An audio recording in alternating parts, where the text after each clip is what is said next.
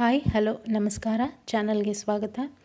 ಈ ವಿಡಿಯೋದಲ್ಲಿ ಕುಂಡಲಿನಿ ಜಾಗೃತಿಯಾಗುವ ಕ್ಷಣ ಕಾಣಿಸಿಕೊಳ್ಳುವ ಇನ್ನಷ್ಟು ರೇರ್ ಸಿಂಪ್ಟಮ್ಸ್ ಏನು ಅಂತ ನೋಡೋಣ. ಪ್ರೀವಿಯಸ್ ವಿಡಿಯೋದಲ್ಲಿ ಕುಂಡಲಿನಿ ಶಕ್ತಿ ಜಾಗೃತವಾಗುವ ಸಂದರ್ಭದಲ್ಲಿ ಕಾಣಿಸುವ ಬೇಸಿಕ್ ಸೈನ್ಸ್ ಬಗ್ಗೆ ಹೇಳಿದ್ದೆ. ಆ ವಿಡಿಯೋ ನೋಡಿಲ್ಲ ಅಂದರೆ ಅದನ್ನು ಫಸ್ಟ್ ನೋಡಿ, ಆಮೇಲೆ ಈ ವಿಡಿಯೋ ನೋಡಿ. ಆ ವಿಡಿಯೋದಲ್ಲಿ ಸ್ಪೈನ್ನಲ್ಲಿ ಕಾಣಿಸೋ ಹೀಟ್, ಥರ್ಡ್ ಐ ಪ್ರೆಷರ್, ಬೇರೆ ಬೇರೆ ಕನಸು, ಅವರ ಸೆನ್ಸಿಟಿವಿಟಿ, ಇಂಟ್ಯೂಷನ್, ಇನ್ನು ಕೆಲವು ಪಾಯಿಂಟ್ಸ್ ಬಗ್ಗೆ ಹೇಳಿದ್ದೆ. ಆದರೆ ಈ ವಿಡಿಯೋದಲ್ಲಿ ಸ್ವಲ್ಪ ಡೀಪ್ ಮತ್ತು ರೇರ್ ಆಗಿ ಕಾಣಿಸೋ ಲಕ್ಷಣಗಳ ಬಗ್ಗೆ ಮಾತಾಡ್ತೀನಿ. ಇದರಿಂದ ನಿಮಗೆ ಇನ್ನಷ್ಟು ಕ್ಲಾರಿಟಿ ಬರಬಹುದು. ಸೊ ವಿಡಿಯೋ ಕೊನೆ ತನಕ ನೋಡಿ. ಒಂದು, ಕುಂಡಲಿನಿ ಆ್ಯಕ್ಟಿವೇಟ್ ಆಗುವ ಹಂತದಲ್ಲಿ ಕೆಲವು ಜನರಿಗೆ ಕಿವಿಯಲ್ಲಿ ಹಮ್ಮಿಂಗ್ ಥರದ ಸೌಂಡ್ ಅಥವಾ ಓಂ ಥರದ ಸೌಂಡ್ ಅಥವಾ ವೈಬ್ರೇಷನ್ ಫೀಲ್ ಆಗ್ಬೋದು. ಘಂಟಾನಾದ ಕೇಳಿದ ಹಾಗೆ ಆಗ್ಬೋದು. ಇದನ್ನು ನಾದ ಅನುಭವ ಅಂತ ಯೋಗಶಾಸ್ತ್ರದಲ್ಲಿ ಹೇಳ್ತಾರೆ. ಇದು ಹ್ಯಾಲುಸಿನೇಷನ್ ಅಲ್ಲ, ಇದು ಇನ್ನರ್ ವೈಬ್ರೇಷನ್. ಇನ್ನು ಎರಡನೇದು, ನಮ್ಮ ಪ್ರಾಣಶಕ್ತಿ ಸ್ಪೈನ್ನ ಮೂಲಕ ಹರಿದಾಡುವಾಗ ನಮ್ಮ ಶ್ವಾಸ ಸ್ವತಃ ನಿಯಂತ್ರಣ ಕಳೆದುಕೊಳ್ಳುತ್ತೆ. ಬ್ರೆತ್ ಒಂದೊಂದು ಸಲ ಡೀಪ್ ಆಗ್ಬೋದು, ಒಂದೊಂದು ಸಲ ಸ್ಲೋ ಆಗ್ಬೋದು, ಮತ್ತೊಮ್ಮೆ ಫಾಸ್ಟ್ ಆಗ್ಬೋದು.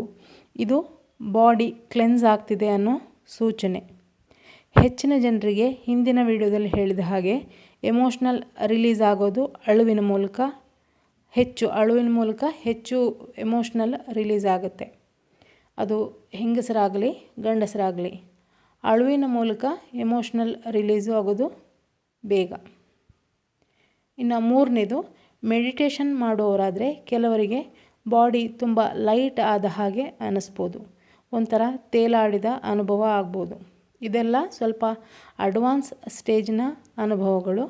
ಇದು ಡೇಂಜರಸ್ ಸೈನ್ ಅಲ್ಲ, ಇದು ಅವೇರ್ನೆಸ್ ಎಕ್ಸ್ಪ್ಯಾಂಡಿಂಗ್ ಆಗೋ ಪರಿಣಾಮ.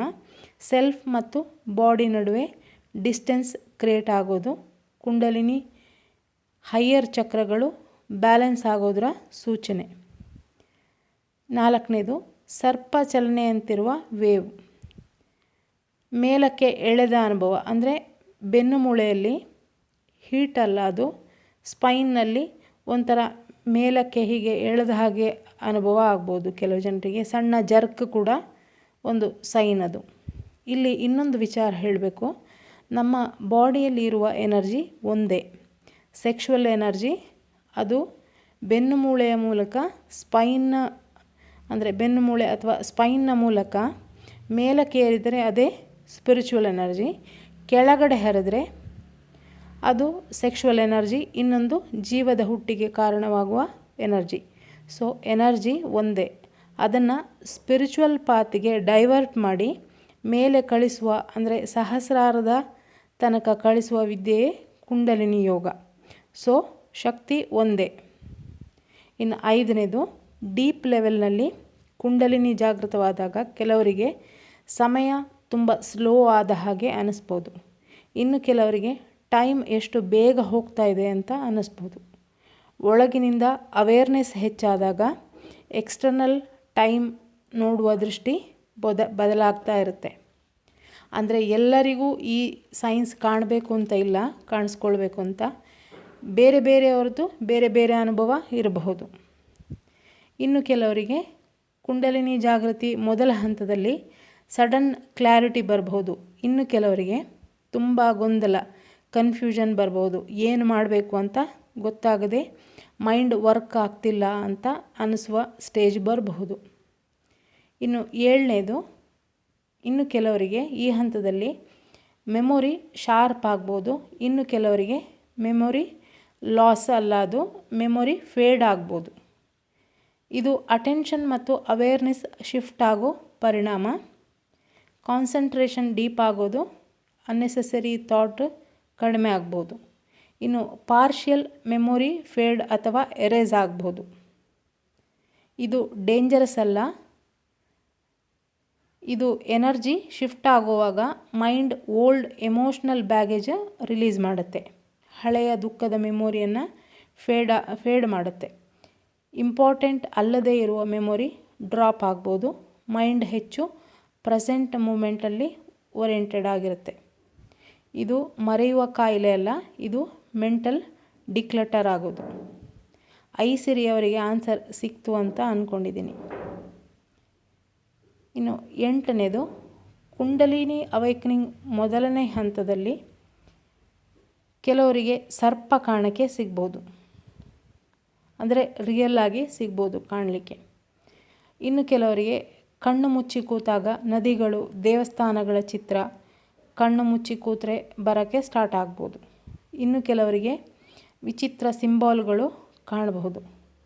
ತುಂಬ ಜನರಿಗೆ ಈ ಅವೇಕನಿಂಗ್ ಪೀರಿಯಡಲ್ಲಿ ತುಂಬ ಆಬ್ಸ್ಟ್ಯಾಕಲ್ಗಳು, ತುಂಬ ಕಷ್ಟಗಳು ಬರುತ್ತೆ. ಕೆಲವೊಬ್ಬರ ಜೀವನದಲ್ಲಿ ಈ ಸಂದರ್ಭದಲ್ಲಿ ಇನ್ನಿಲ್ಲದ ಕಷ್ಟಗಳು ಕಾಣಿಸುತ್ತೆ. ಹಸ್ಬೆಂಡು ವೈಫು ಸಪ್ರೇಟ್ ಆಗುವಂಥ ಸಿಚುವೇಶನ್ ಬರ್ಬೋದು. ಇನ್ನು ಕೆಲವರಿಗೆ ಫೈನಾನ್ಷಿಯಲಿ ಸ್ಟಕ್ ಆಗಿ ಮುಂದೆ ಇನ್ನೇನು ಕಾಣ್ತಾ ಇಲ್ಲ ದಾರಿ ಅಂತ ಅನ್ನಿಸ್ಬೋದು. ಈ ಥರದ ಕೆಲವೊಂದು ಸಿಚುವೇಶನ್ನು ಕಾಣಿಸುತ್ತೆ. ಅಂದರೆ ತುಂಬ ಆಬ್ಸ್ಟ್ಯಾಕಲ್ ಬಂದಾಗ ಮನುಷ್ಯರು ಯಾಕೆ ಹೀಗಾಗ್ತಾ ಇದೆ ಅಂತ ಒಂದು ನ್ಯಾಚುರಲ್ ಕ್ವಶ್ಚನ್ ಹೇಳೋದೇ ಆವಾಗ. ಎಲ್ಲರ ಜೀವನ ಎಲ್ಲೋ ಆರಾಮವಾಗಿ ಹೋಗ್ತಾ ಇದ್ದರೆ ಯಾರಿಗೂ ಕ್ವಶ್ಚನ್ ಇರಲ್ಲ. ಆ ಟೈಮಲ್ಲಿ ಈ ಕುಂಡಲಿನಿ ಜಾಗೃತಿಯ ಮೊದಲನೇ ಹಂತದಲ್ಲಿ ಹುಡುಕಾಟ ಶುರುವಾಗುತ್ತೆ. ನಾನು ಯಾರು, ನನಗೆ ಯಾಕೆ ಹೀಗಾಗ್ತಾ ಇದೆ, ನನ್ನ ಬಗ್ಗೆ ನಾನು ತಿಳ್ಕೋಬೇಕು, ಯಾಕೆ ಈ ಥರ ಆಗ್ತಾಯಿದೆ ಅಂತ ಹುಡುಕಾಟ ಶುರುವಾಗುತ್ತೆ. ಆ ಹುಡುಕಾಟದಲ್ಲಿ ನಮ್ಮ ಇಚ್ಛೆ ಬಲವಾಗಿದ್ದಲ್ಲಿ ಒಳ್ಳೆಯ ಗುರು ನಮ್ಮ ಜೀವನದಲ್ಲಿ ತಾನಾಗೇ ಬರ್ತಾರೆ. ಈ ಪಥದಲ್ಲಿ ಅಥವಾ ಈ ದಾರಿಯಲ್ಲಿ ಸಾಗಿ ಅಂತ ಗೈಡ್ ಮಾಡ್ತಾರೆ. ನಮ್ಮ ಜರ್ನಿಯನ್ನು ಈಸಿ ಮಾಡೋಕ್ಕೆ ಗುರುವಿನ ಅಗತ್ಯ ತುಂಬ ಇದೆ. ಹುಡುಕಾಟ ನಿರಂತರವಾದಾಗ ಆ ತಾಯಿನೇ ಗುರುವಿನ ರೂಪದಲ್ಲಿ ನಮ್ಮ ಲೈಫ್ನಲ್ಲಿ ಕಾಣಿಸ್ಕೊಂಡು ನಮ್ಮ ಕೈ ಹಿಡಿದು ಮುನ್ನಡೆಸ್ತಾರೆ. ಆ ಮಹಾಶಕ್ತಿ ನಮ್ಮೆಲ್ಲರ ಒಳಗೆ ಜಾಗೃತವಾಗಲಿ, ಎಲ್ಲರಿಗೂ ಅವರವರ ಪ್ರಶ್ನೆಗಳಿಗೆ ಉತ್ತರ ದೊರೆಯಲಿ, ಎಲ್ಲರೂ ಆ ಶಿವಶಕ್ತಿಯ ಅನುಭವವನ್ನು ಪಡೆಯುವಂತಾಗಲಿ ಅಂತ ಹೇಳ್ತಾ, ಮೂರನೇ ವಿಡಿಯೋವನ್ನು ನಿರೀಕ್ಷೆಯಲ್ಲಿರಿ ಅಂತ ಹೇಳ್ತಾ, ಥ್ಯಾಂಕ್ ಯು ಫಾರ್ ವಾಚಿಂಗ್.